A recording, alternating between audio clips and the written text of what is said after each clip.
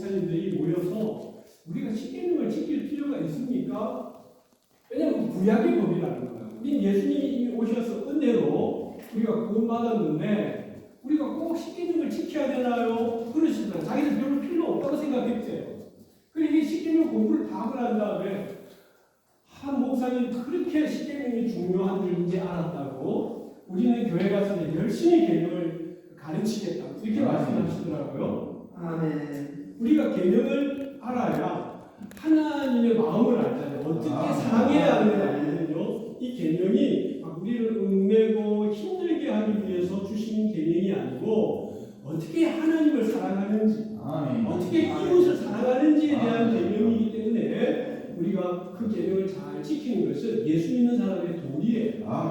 우리가 구원은 예수님을 믿음으로 말미암아 이런 구원받습니다. 내 죄가 예수님의 십자가의 보혈로 죄 씻음을 받아요. 그러나 죄 씻음 받은 사람은 그 다음에 하나님의 아들과 딸이기 때문에 아버지의 말씀을 잘 순종해야 하는 거예요. 계명을 다 지켜야만이 구원받는다 그러면 구원받은 사람 아무도 없어요. 어떻게 613가지를 다 지킵니까?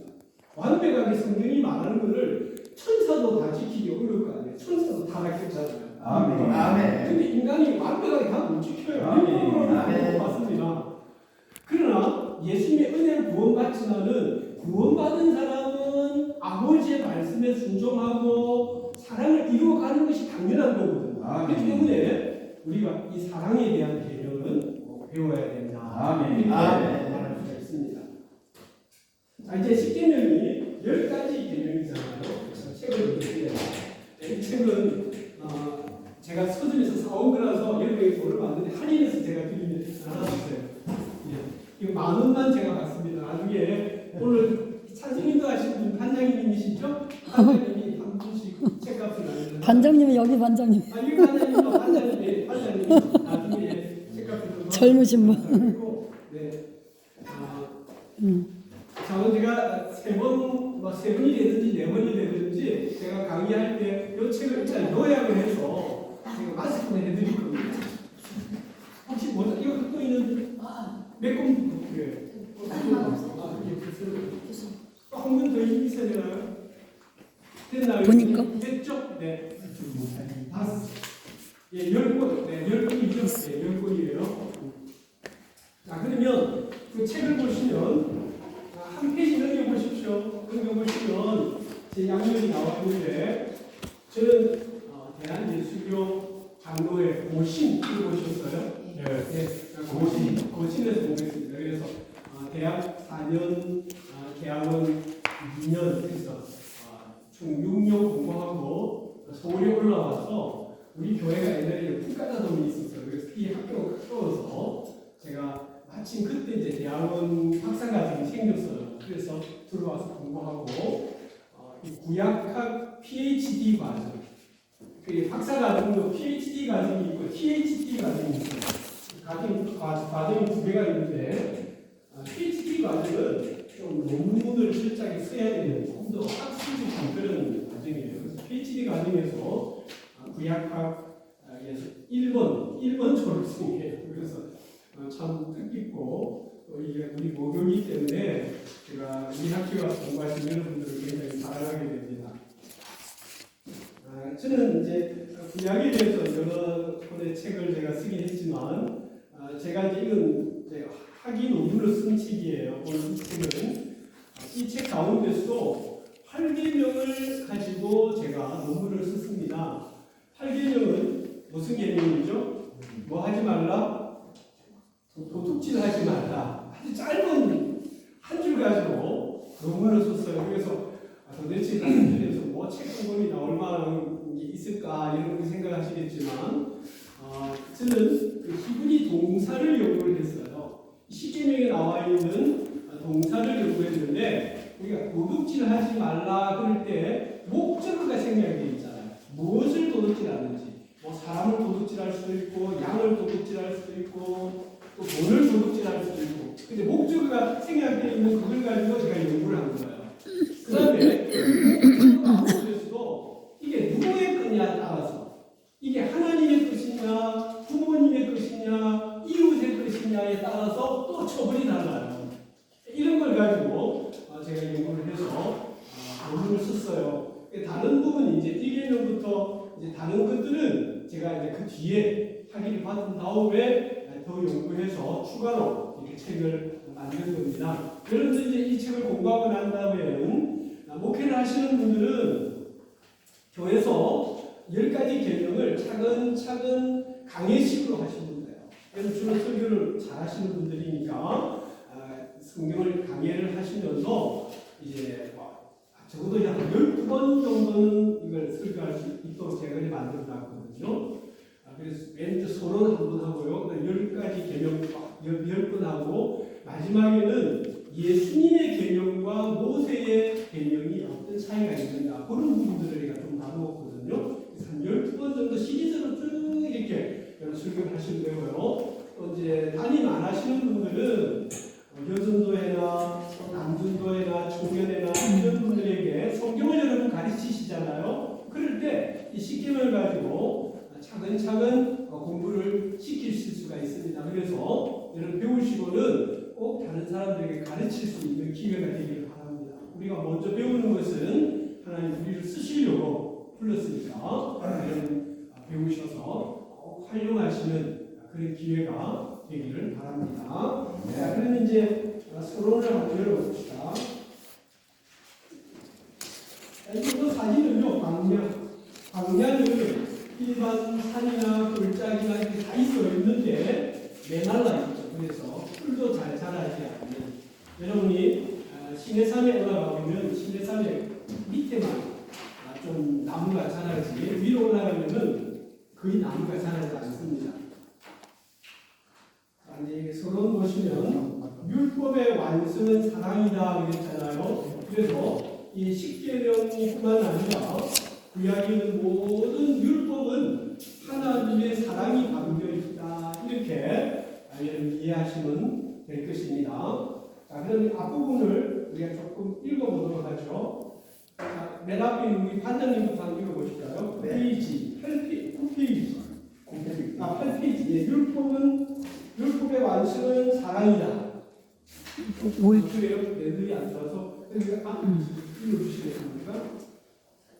종교 개혁 구호 중 하나가 본질로 돌아가자이다. 본질이 살아있는 교회는 하나님과 이웃을 사랑하는 교회이다. 세상 그 어떤 것보다 하나님을 더 사랑한다면 본질이 살아있는 신자이다. 그래서 하나님 사랑과 이웃 사랑을 교훈하는 십계명은 기독교 신앙의 본질이라고 말할 수 있다. 십계명은 하나님께서 선별된 이스라엘 백성들에게 주신 중요한 계명이다. 그들이 가나안에 들어가서 이방의 우선 종교와 문화로 하나님을 바로 섬길 수 있게 주신 계명이다. 구약 성경의 근본은 모세오경이고 성경의 핵심이 십계명이다. 신학자 하르낙은 우주를 줄인 것이 하나님의 말씀이고 하나님의 말씀이 성경을 줄인 것이 십계명이고 십계명을 줄인 것이 사랑이라고 하였다. 예수님도 사랑은 율법의 완성이라고 하셨다. 우리가 십계명을 실천하는 것은 하나님의 뜻, 하나님 사랑과 이웃 사랑을 실천하는 것이다. 오늘날 우리가 십계명을 실천함으로 사랑하는 하나님의 뜻을 이루어 나가고 십계명은 우리의 거룩한 삶을 기록이 될 것이다. 하나님은 이스라엘 민족을 사랑하시고 거룩한 백성으로 선택하셨다. 이스라엘의 선민으로 택함을 받았다는 특권에는 이에 상응하는 책임이 수반된다. 이스라엘은 하나님의 백성이다 라는 서술은 그러므로 이스라엘은 하나님의 백성답게 살아야 한다는 의무와 책임이 따른다. 이스라엘의 하나님의 백성이라는 것과 이스라엘의 하나님의 백성답게 경건하게 살아야 한다는 것은 동전의 양면과 같은 것이다. 그래서 구약의 계약 신앙이 거룩한 생활을 동반해야 하는 것이다.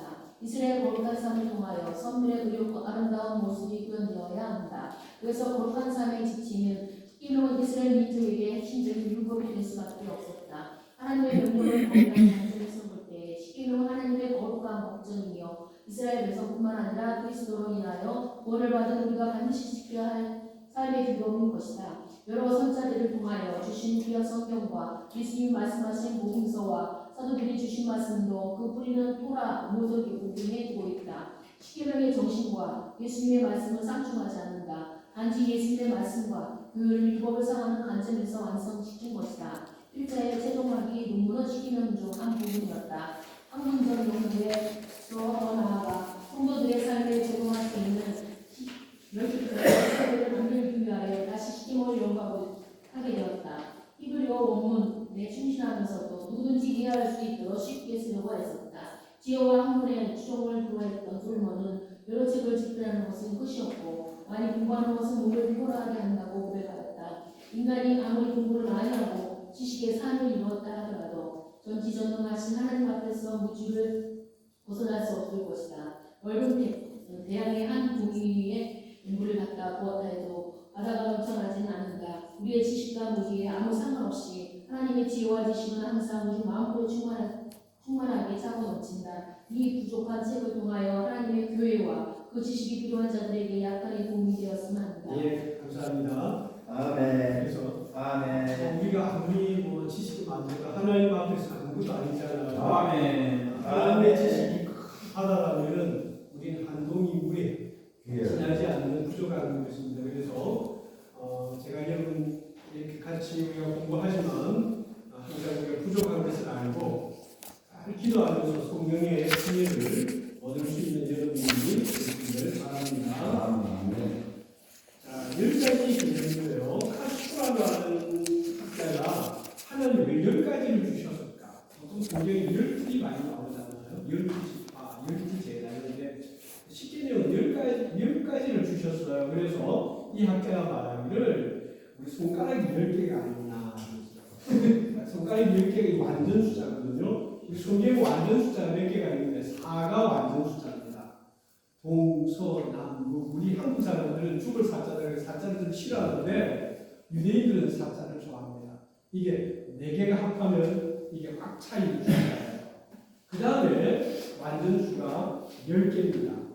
손가락이 10개가 돼 손가락 11개가 되면 불구자가 되잖아요. 그리고 12가 완전 숫자입니다. 그리고 100, 1000, 만 이렇게 꽉 돼 있는 게 이게 이제 그 만수 꽉 차 있는 숫자거든요. 그래서 우리가 요한계시록에 보면은 앞으로 구원받는 분이 모두 몇 분이라고 나와 있나요? 14만 4천 명이잖아요. 14만 4천 명은 완전수로 되어 있습니다. 하나님이 계획한 완전한 구원의 수. 아멘. 12 곱하기 1000. 이게 다 완전수예요. 12도 하나님 구원의 숫자거든요.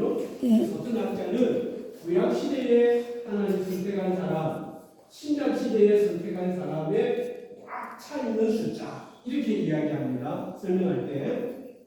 1 곱하면 14만 4천 명이에요. 그래서 오늘 우리가 성경에 숫자가 많이 나와 있는데 상징적인 의미를 가지고 있는데 그 중에 하나의 숫자가 10개입니다. 10개, 100개, 1000개, 10,000개 이게 꽉 차 있는 숫자예요. 10개를 주셨는데 그것은 우리가 하나님의 말씀을 날마다 기억하라고. 아이들이 숫자를 처음 배울 때 손가락 갖고 하잖아요. 하나, 둘, 아홉, 열 이렇게 하잖아요. 손가락 가지고 하면 11개가 되면 애들이 조금 헷갈려요. 우리 아기들은. 그래서 하나님이 우리가 헷갈리지 아니하고 딱 시키면 하나, 둘, 1개명, 2개명 이렇게 우리가 생각하면서 매일매일 생각하면서 하나님 말씀을 지켜가고 하나님 10가지를 주셨다. 그렇게 그분이 말씀을 하셨어요. 그리고 유대인들이 613계명을 자기들이 말하잖아요. 이 613계명을 말하는데 오늘 여러분 교재에 12페이지 보세요. 12페이지 밑에 보시면 613계명으로 된 토라고 그러잖아요. 유대인들은 우리하고 성경이 좀 성경 상태가 다릅니다. 사람들은 그 신약 성경을 인정을 안 해요. 예수님을 구세주로 인정을 안 하기 때문에 이분들이 주로 그 믿고 암송하는 성경이 모세가 적은 5권입니다. 이걸 자기는 토라라고 해요. 토라. 이 토라에 613가지의 계명이 있는데 613가지 계명 중에 하나님이 하지 말라 하는 게 몇 개인가 하면은 하지 말라 하는 게 이거 보시면요. 365개고요. 하나님이 이거는 지켜라 하면 248개다 이렇게 말합니다. 이 합하면 613개가 되는데요. 하나님께서 하지 말라는 것은 항상 우리가 조심해야 되잖아요. 1년 365일이니까 1년 우리가 살면서 매일매일 하나님이 싫어하는 거, 하나님이 하지 말라는 게 무엇인가, 내가 죄를 안 범해야 되겠다, 그렇게 생각해야 된다고 하고, 248이라고 하는 숫자는 사람의 뼈의 숫자라고 합니다. 그래서 이 사람이 365일 동안 1년을 살아가면서 항상 하나님의 말씀을 잘 지키고 살게 하기 위해서 자기들은 하나님이 613가지의 계명을 주셨다, 그렇게 해석을 합니다. 그게 해석이에요. 자, 그런데 십계명이 우리가 갖고 있는 십계명이 다 똑같은가 달라요. 14페이지 펴보세요. 자, 개신교 전통은 오늘 우리가 갖고 있는 십계명입니다. 그래서 우리가 십계명에 보면은 나는 너희들을 애굽에서 나오게 한 여호와 하나님이다 그랬잖아요. 이게 서론이에요. 그 다음에 너는 다른 신들을 내게 두지 말아라, 1계명이잖아요. 우리가 지금 알고 있는 1계명, 2계명에서 저 끝에 가면은 이제 내 이웃의 집을 탐내지 말라 하고, 뭐 아내도 탐내지, 이웃의 아내도 나귀도 전부 다 나오잖아요. 우리는 이렇게 믿고 또 이렇게 보고 있는데, 캐톨릭하고 루터교회는 좀 달라요. 캐톨릭은 1계명, 2계명을 합해가지고 1계명으로 봅니다. 이거 다른 신을 내게 두지 말라 하는 거하고 우상을 만들지 말라고 하는 것은 비슷한 것이니까 자기 1계명으로 봐요.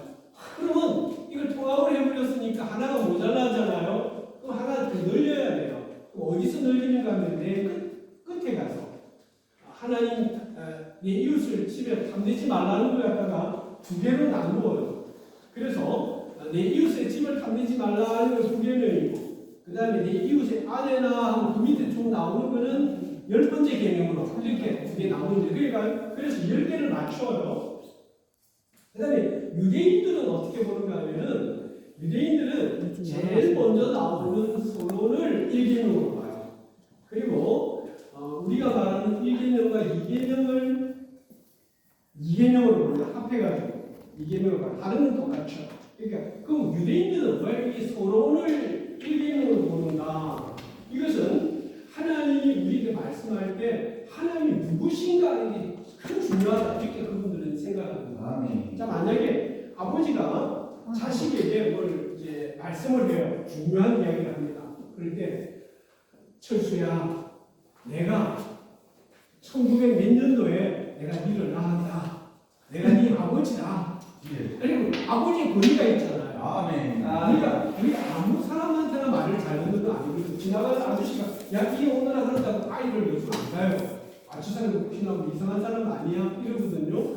그래서 이 아버지의 권위, 아버지가 늘 종살이 할 때 너희를 불러내서 내가 너희에게 자유인이 되게 했다. 아멘. 내가 너희들에게 이스라엘 나라를 주었으니까 하고 아버지의 그 권위를 딱 나타내니까 자식들이 우리 아버지 말씀 잘 들어야지, 이렇게 되는 거거든요. 아멘. 그래서 유대인들은 이 서원을 1계명으로 자기들 봅니다. 그래서 도대체 이 말씀을 하신 분이 누구냐, 이게 굉장히 중요하다, 이렇게 보는 거죠. 그래서 10계명이 약간의 차이가 있습니다. 그래서 다른 캐톨릭이나 유대교 전통의